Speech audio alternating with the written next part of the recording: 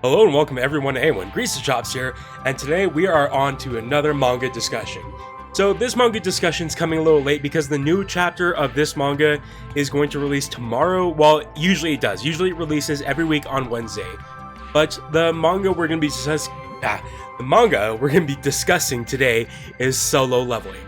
And if you haven't heard of Solo Leveling, I would really recommend it. It's such a good, high quality Korean manga. Not an anime yet, hopefully someday it will be. But it is such a good manga, and it is about, we'll give a quick little synopsis of it really quickly. So, I said quickly twice, but that's okay. But so we are looking at the story of Hunter Sung Jin Woo, who is like the weakest hunter. And this manga is a reverse isekai trope. So if you don't know what that is, a isekai trope is taking someone from our world and dropping them into a fantasy setting or a completely different world. But this one, it brings the fantasy to our world. And in this world, there are gates that open that are basically dungeons. And hunters will dive into these dungeons and they will awaken to powers.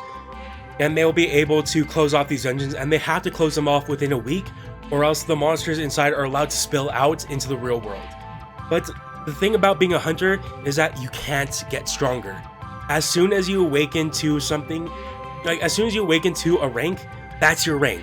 You cannot get stronger unless you get a rare double awakening, which is a dungeon within a dungeon.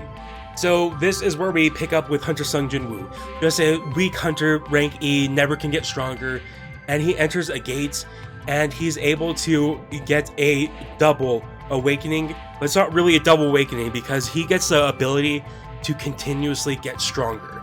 So that's about the synopsis of it. I can't go into much more because just read it. But in this newest chapter, let me show you a little bit. I'm trying to avoid copyright strikes, so we're not going to show too much of it. So in this new chapter, we see Hunter Sung Jin Woo being able, coming in, and he finds the double dungeon again. He finds the creatures that gave him the power, but he needs answers now. So he's able to clear their trial, this angel statue's monster's trial, and he's able to get some answers, and the answers he's given are kind of not straightforward. So the angel basically said, if you want the answers, I can unlock your memory. And unlocking the memory, weird. So of course Sung Jin Woo agrees, and he is brought back to a time where there's a holy war. The monsters that you find in the dungeons, they're in a massive way. It's like an ocean of monsters, and they're getting ready to battle these creatures that are basically angelic beings, as you saw in the panel that I flashed. And they are just angelic beings, and it becomes a holy war. And as the war plays out, the angels are winning. The monsters are just getting their shit wrecked. And then someone comes on the battlefield. Someone with the monarch's power. And the monarch's power is basically, he is able to raise the dead for his own army. And the dead is actually happy to serve him. As he raises them, they get brainwashed basically to enjoy serving him. And this is where Hunter Sung Jin Woo power originates from.